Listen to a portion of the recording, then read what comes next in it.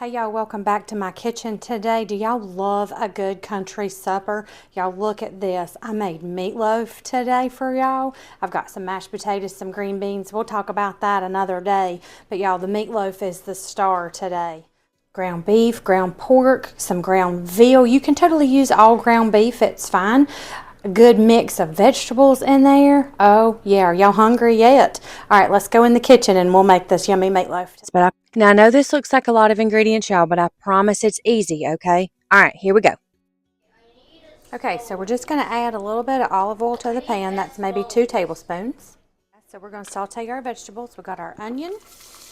And I ended up not using quite the whole onion. This is only about half of it, maybe 3/4 of it. And then we've got our whole carrot that I peeled and diced up. Same thing with the red bell pepper. I ended up not using the whole thing, just about half of it. And then I only used about a half of that container of mushrooms. Now, I know that looks like a lot. It's going to cook down, so don't freak out. My favorite ingredient.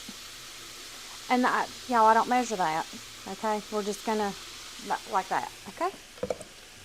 Teaspoon, tablespoon, I don't know. I just measure it. And then we've got salt, pepper, chili powder, and dried thyme, okay? So we're going to put all that in there. And we'll give this a good stir around. Turn that heat up just a little bit. Now, I know this is not traditional meatloaf, okay? Because with traditional meatloaf, I don't think, at least not that I've ever seen, that you saute the vegetables first. But here's what I've found out. My family, myself included, I don't like the texture of the meatloaf with big hunks of vegetables in it because they're crunchy and the meat's not, and it's just weird and I don't like it. So I do it this way so that you don't have that. So everything's kind of the same consistency and we just like it a lot better, okay?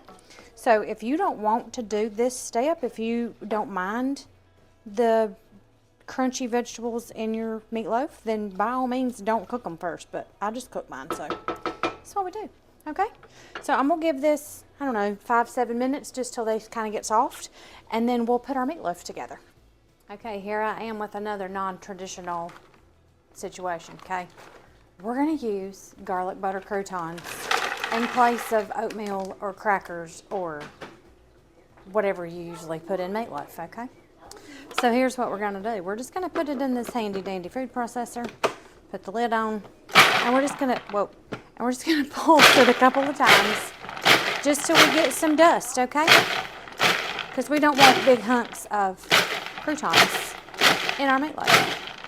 All right, so I'm gonna get this pulsed down. Those vegetables take just another couple minutes, and then I'm gonna let those cool so that I don't put hot veg in with the cold meat. And then we'll get our meatloaf put together. So give me a couple minutes, okay? All right, so here's the crumbs, and I took the blade out so that I wouldn't smush my hand. But see, it's just like sand. So that's kind of what you're looking for as far as the crumbs for the meatloaf, okay? Okay, let's get this put together. Okay, here we go. So I've got our 2 pounds, and this is our mix of veal, pork, and beef. Again, I've made it with all beef, and it's fantastic. So just whatever your preference is, okay? These have been cooling back there on the counter for a couple minutes, so they're not so steamy hot. And y'all, I'm gonna tell you what, I tried these. Oh, they're good. I could just eat these vegetables just like they are. Sorry about that. Okay, so we got that. Now, we've already seasoned the vegetable, but we haven't seasoned the meat. So I've got just about a half a teaspoon of salt, pepper, and chili powder. So we're gonna add that back in. And then we've got our crushed up croutons. And then we have an egg that I just lightly beat up. Now, I wear gloves for this part because I don't like to touch it, okay? You do you. If you want to put your bare hands in there, you go for it. Now, notice I'm not squeezing. You don't want to squeeze it because then you're going to make it tough. So all I'm doing is going in with hands like this and just kind of twisting. That's all you want to do. You're just mixing it up. You don't have to be mean to it. okay? Because it should be really kind of loose, all kind of stuck together, but you don't want it so dense, because then it's just not good. It's just not. I hate a dense meatloaf. I like mine to be nice and soft, I guess, for better words. Okay, now see how it's all mixed up? There we go. So let me get our baking sheet. Okay, so I've got a baking sheet that I put full on it, and then I sprayed the full, okay? So you're gonna take this whole mix, and you can do it in a loaf pan. I just like doing it this way. I think it just makes a better crust, and I like a crust on a meatloaf. All right. So now you're just gonna kind of push it to the middle of your pan, and just best you can, kind of make your little rectangle shape, okay? And it doesn't matter. It doesn't have to be perfect, okay? We're not chefs, remember. We're not. It's okay. Look at that. Yes, ma'am.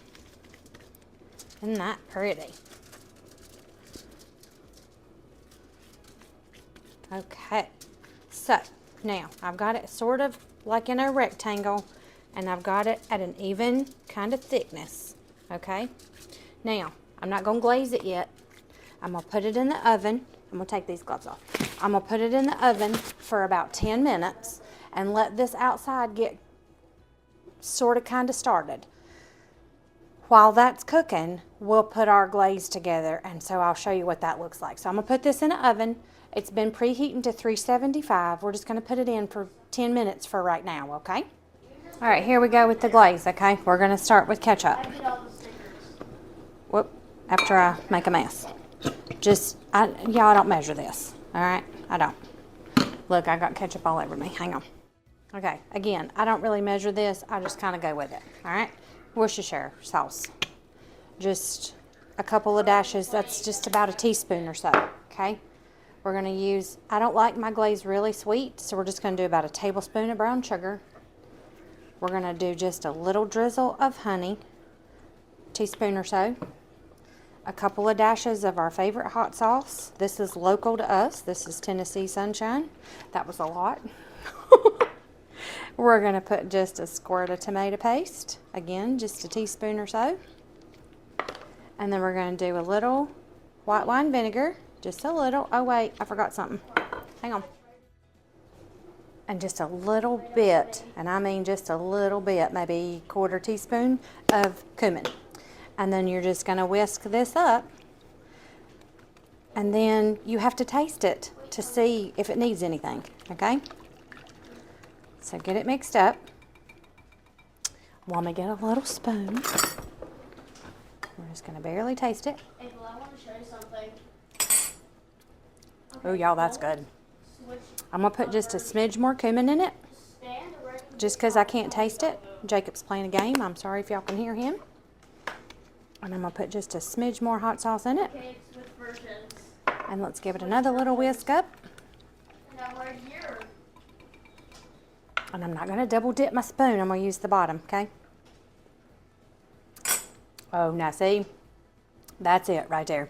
I'll write the increments down for you and post them below. But I don't really measure this, but I'll get close for y'all, okay? All right, so here's our meatloaf after 10 minutes, okay? And we've got our glaze. And we're just going to put our glaze, you know what, we're just going to go for it. We're just going to put our glaze on top and use the back of a spoon to kind of push it around. Make sure you get it down the sides, because you want this glaze everywhere, because it is so good. And it is so much better than just plain ketchup. Y'all, I'm here to tell you, this is good stuff. I've made it this way for a long time, and I hate it's taken me this long to share this with y'all, because it is so good, and it needs to be shared. I hope y'all make it, and I hope y'all love it. If you've never made a meatloaf, if you've never tried a meatloaf, this is the one I would do. Look at that goodness. Now, I'm going to tell you something. This right here along the side is going to caramelize, and probably get a little black. You know what? It's okay. It's okay. It'll probably get burnt. It's okay. It's just the glaze. It's not a big deal. Okay? All right. So we've only got about a tablespoon left, so we might as well put it on top. Okay? What do y'all think? Looks good? Yes. I'm very excited. All right. So this is going to go back in the oven. Again, 375. And it's going to go for another, I don't know, probably 35 or 40 minutes, I think. Yep. Yep, about 35 or 40 more minutes, okay? And then we'll take its temperature and make sure it's where it needs to be. Okay, I'll see y'all in a few. Are y'all ready to see this meatloaf? Look at that goodness. Oh my heavens. All right, let me get my thermometer and we'll take its temperature to make sure it's where it needs to be. Okay, so we're going to take it right in the middle, and you want this to be somewhere between 150, 165 kind of situation. So we're going to go right in the center. Oh, and my thermometer went off. Of course it did. And that one's right at 162, so I'm going to go in right here. Oh, we're way above where we need to be. Oh, she's good. Okay, so I'm going to let this sit. This has to sit and rest. If I was to cut it right now, all the juice on the inside would run out and it would be dry as a bone. We're not doing that. So this is I'm going to cover it with foil, and then it's going to sit here and rest for probably 15, 20 minutes until we get ready to eat it. So I'll show you what she looks like once we cut it, okay? All right, y'all ready? So I pushed my foil down a little bit too much and my glaze stuck, but it's all good. See if that's not too bad.